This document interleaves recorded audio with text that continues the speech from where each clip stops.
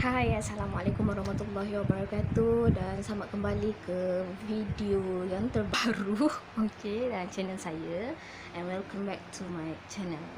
So untuk video hari ini memang dah lama dah saya nak buat, tapi disebabkan kekangan waktu dan juga saya kena buat summary for this review book. Itu yang saya mengambil masa yang lama. So pada hari ini saya akan membuat review buku untuk sahabat saya, sahabat YouTube dan juga sahabat Twitter, iaitu Husna Rosli, yang anda boleh follow dia di Husna Reads. Saya akan linkkan di akhir video ataupun di mana-mana di sini. Dengan tajuk novel debut beliau iaitu Psychic. So Husna, saya minta maaf banyak-banyak sebab saya mengambil masa yang begitu lama untuk membuat review buku ni. Tapi Alhamdulillah hari ini saya berkesempatan untuk membuat review jujur untuk buku anda. So without further ado, let's dive in. Macam biasa, kita akan lihat pada 5 kriteria utama, iaitu kita lihat daripada segi cover buku, kita lihat daripada segi sinopsis, pada ketebalan buku, kelemahan dan kelebihan serta rating buku tersebut. Jadi untuk cover buku, iaitu kriteria pertama dalam aspek komen saya. Untuk cover buku ni, pada mulanya, buku ni pada mulanya saya tak berapa nak suka sangat. Saya tak berapa nak berkenan sangat. Tapi bila kita banyak kali tilik dan juga kita banyak kali cuba untuk mencari maksud di sebalik lukisan tersebut, somehow they have their own meaning yang menceritakan kisah di sebalik buku tersebut lah. Bagaimana karakter utama, kalau kita lihat ada seorang perempuan yang berambut panjang, yang saya kira ini adalah karakter utama dalam buku ini, iaitu Elena. Yang cuba untuk mengamati dan juga menghayati serta memahami sistem pentadbiran negara yang disangkanya betul, tetapi sebenarnya mempunyai rahsia di sebalik pemerintahan tersebut. So it is all about the political crisis yang ingin ditonjolkan tidak melalui cover buku tersebut. Yang kedua adalah daripada segi sinopsis. Untuk cerita ini, ia lebih mengetengahkan kepada karakter utama yang bernama Elena. Duduk di sebuah kota yang dinamakan sebagai Kaiser, dipimpin oleh presiden perempuan yang bernama Presiden Karina.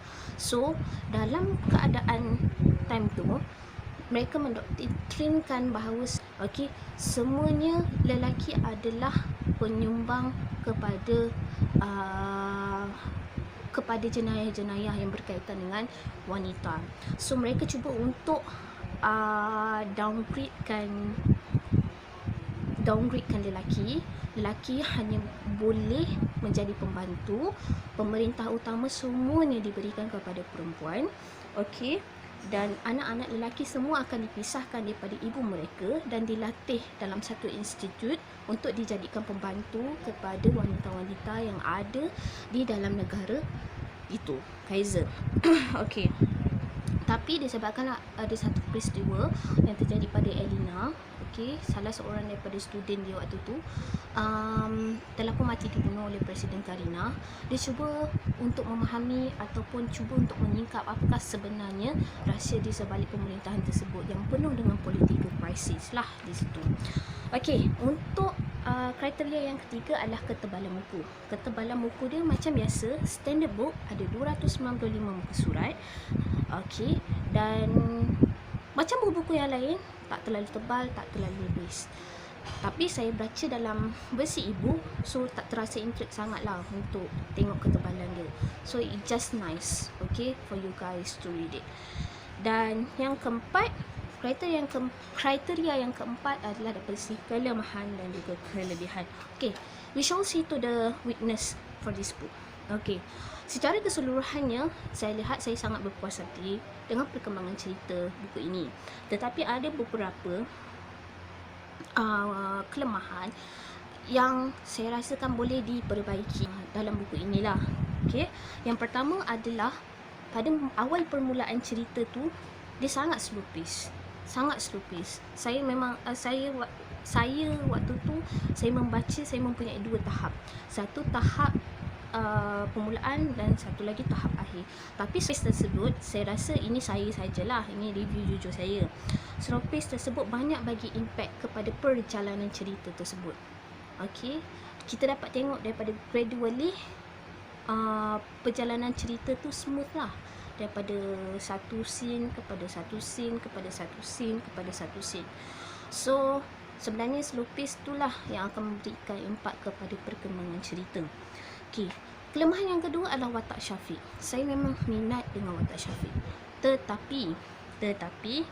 tetapi rasanya penulis boleh memperkembangkan lagi watak Syafiq ini selain daripada pembantu. Apakah sebenarnya yang memberikan signifikan yang khusus kepada Elena? Sebab saya rasa macam tak mencukupi kualiti yang diketengahkan oleh penulis pada ketika itu. Okey, dan untuk kelebihan buku ini, saya suka pada perkembangan karakter yang slowly develop, especially Elena. Daripada dia macam orang kata yang mengikut telunjuk, dia mula berfikir, dia mula independen, dia mula untuk mencari jawapan. Bagaimana dia just seorang gadis biasa, tiba-tiba dia boleh menjadi seorang wira, belajar martial arts dan sebagainya. Itu saya suka. Yang kedua adalah detail yang dipertengahkan dalam explain aksi adalah sangat berkompak dan juga bombastik lah. Sebab bagi saya ia tak terlampau keterlaluan, dan detail yang diketengahkan juga memberikan satu orang kata feel lah. Okey, feel untuk kita membayangkan dalam minda kita apa aksi ataupun karakter yang sedang berlawan waktu tu. Dan yang last sekali adalah ending yang sangat-sangat bagus. Sebab saya jarang tengok buku-buku yang mempunyai ending yang sangat bagus macam ni.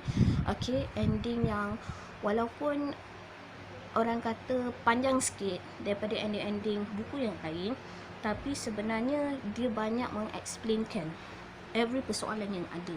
Dan yang penting adalah menyentuh hati. Saya memang nak menitik mata jugalah, air mata untuk ending yang last tu. Dan kudos to Rusna. I hope that you keep it up in your writing, and I can't wait for your next book. Dan untuk rating buku ini saya beri 4/5. Ya, 4/5. So itu saja daripada saya untuk review buku kali ini. Saya harapkan ia dapat membantu anda. Dan jangan lupa purchase buku Husna Rosli, novel debut beliau di buku fiksi ataupun ebook di Play Store ke, Kaki Buku ke, dan juga sebagainya. Try to read it. Okay, dan jangan lupa subscribe. Bye bye, see you soon.